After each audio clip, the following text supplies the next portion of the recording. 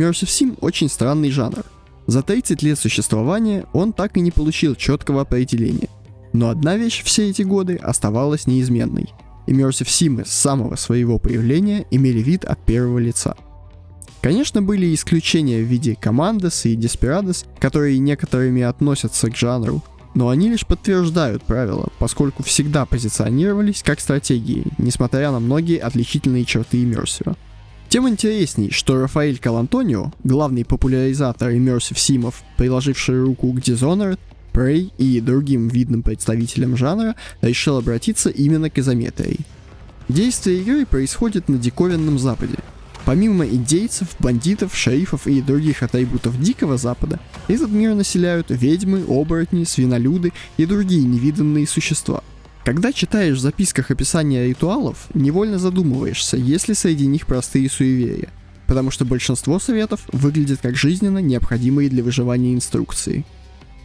На такой версии Запада и встретит игрока злоключения 5 главных героев. Первый из них станет бывшая охотница за головами. Бандиты убили ее сына и похитили мужа, так что нашей задачей на ближайшие 5 часов, примерно за такое время проходится история каждого из 5 героев, станет вендетта и спасение супруга. Как только игроку дают управление, все сразу встает на свои места. От изометрии здесь лишь положение камеры, которую при этом можно свободно вращать по горизонтальной оси, и стрельба, выполненная в виде топ-даун шутера. В остальном классика жанра. Можно прыгать, красться, хватать предметы, швырять предметы, пинать предметы и так далее. А любую проблему можно решить как минимум 2 способами. Например, вам нужно как-то оказаться в запертом помещении. Вы можете найти ключ, взломать замок отмычкой, сломать или сжечь дверь, запрыгнув с соседнего здания, войти через балкон, с помощью веревки спуститься по дымоходу. Такое разнообразие решений проблем, присущее Immersive, никуда не денется на протяжении всей игры. Различные системы тоже на месте. Если вы возьмете в руки бочку и подойдете с ней к огню, то бочка загорится. После этого бочкой вы можете, например, поджечь дверь. А если рядом трава, то огонь не погаснет до тех пор, пока все не сгорит. При этом, если пойдет дождь, то он потушит все раньше времени, даже фитиль брошенного динамита. Поэтому если бы камеру засунули в черепушку персонажу, ничего бы не поменялось. Мне видится, что изометрию было решено использовать, чтобы хотя бы частично скрыть технические огрехи и общую бюджетность проекта, которая все равно видна невооруженным взглядом. При этом изометрия подкинула немало проблем. Из очевидного камера иногда показывает стены вместо персонажа, а из неочевидного — боевая система. Вся боевая система в игре разваливается на куски. Основа боевки — стрельба со способностями, на использование которых тратится мана. Противники достаточно живучие, в то время как игрок — нет, так что способности довольно полезны. Проблема в том, что сама по себе мана не восстанавливается. Для восполнения запасов нужно убивать противников. Но лезть на рожон без маны плохо, потому что, как я и сказал, противники живучие, а игрок — нет. Возможно, это попытка подтолкнуть игрока использовать окружение. В игре даже есть механика быстрого сохранения, которая явно существует именно для боевых экспериментов. Проблема в том, что экспериментировать особо не с чем. По локации всегда раскиданы бочки с маслом, которое загорается, если его поджечь, бочки с динамитом, которые взрываются при выстреле, и бочки с ядом, которые образуют отравляющую лужу. Но их область действия достаточно маленькая, и пока игрок кинет бочку, пока прицелится, пока попадет, противник уже выбежит из зоны поражения. Так что обычно комбинирование заканчивается на том, что раз идет дождь, то стоит стрелять электрическими пулями. Иногда возникает ощущение, что игра скорее survival, нежели shoot-em-up. Патроны все время норовят закончиться, приходится разбирать оружие поверженных противников ради 1-2 пуль. И эта система тоже никак не подталкивает к ведению открытого боя и экспериментам. По причинам, перечисленным выше, лезть в драку не слишком хочется. Хорошо, что это Immersive, так что почти любую локацию можно пройти по стелсу. На самом деле нехорошо, потому что стелс тоже реализован плохо. У противника есть зона обзора, мимо которой игроку надо попасть за спину супостату и нажать кнопку атаки.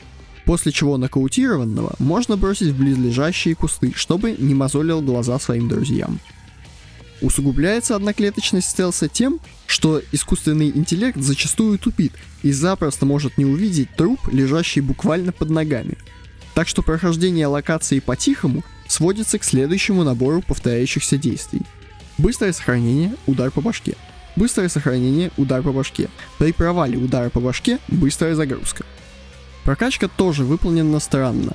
Существует два дерева навыков, у каждого своя валюта для улучшения. К древу пассивок у меня претензий нет. После того, как игрок прокачал пассивный навык, он остается навсегда. Активные же умения есть двух видов.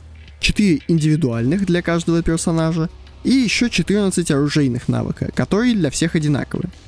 И вот вы проходите сюжет за первого протагониста. Ближе к финалу у вас уже есть около половины навыков, в том числе и оружейных. Но тут кампания заканчивается, а игра выдает следующего главного героя. Все пассивные навыки у него с прошлого прохождения сохранились, а вот активные, даже оружейные, полностью обнулены. То есть вам буквально обнулили прогрессию и сделают так еще не раз и не два.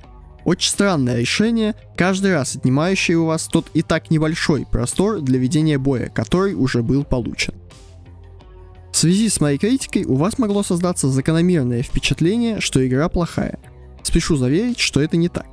Я настолько подробно остановился на проблемах боевой системы именно потому, что все остальные элементы выполнены либо на уровне, свойственном жанру, либо выше. Как я уже упоминал, сюжет состоит из 5 кампаний за разных героев. Каждая поднимает собственные вопросы и человеческие чувства. Жажда мести, принятие себя и собственных грехов, жадность и другие. Все кампании связаны сквозной идеей, затрагивающей тему жизни и смерти.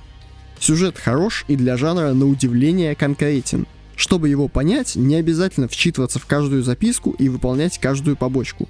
Хотя для погружения в мир игры лишним это, конечно, не будет. История каждого следующего персонажа хронологически начинается после окончания предыдущей, так что вы станете непосредственным свидетелем решений, принятых вами же в предыдущих кампаниях. Причем решений не только сюжетных. Мир игры очень живой, хоть и представляет из себя набор прямоугольных локаций, связанных общей картой. Если убить NPC, его могила появится на местном кладбище.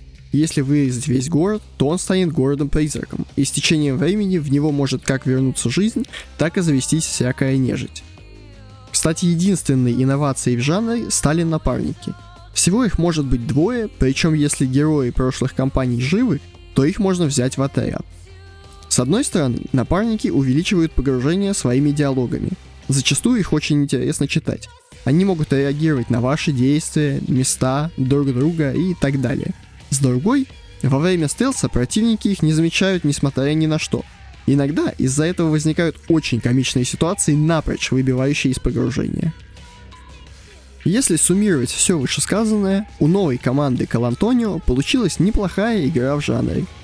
Изометрия, которую явно пришлось использовать из-за маленького бюджета, не стала инновацией и лишь испортила уже отточенную Dishonored'ами боевую формулу. Но в остальном Weird West оказался продолжателем идей, заложенных в прошлых работах Рафаэля.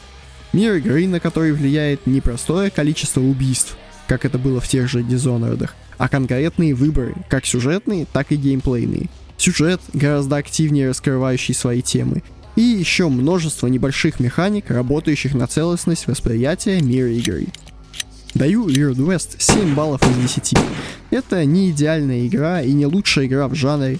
Если вы еще не прошли оба Dishonored и Prey, то начать лучше с них. Но когда захочется добавки, знайте, что самые важные черты Immersive Sim Weird West держит на том же уровне или даже развивает. Делитесь своим мнением об игре, спасибо за внимание и до скорого! Welcome.